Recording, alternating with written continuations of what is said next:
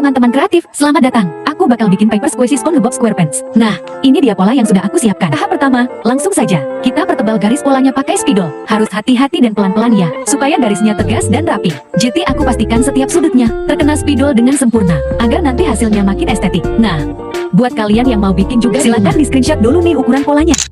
Sekarang kita fokus ke wajahnya. Aku warnai bagian mata yang besar. Harus teliti supaya ekspresinya tetap ceria. Aku suka banget bagian ini, guys kalian.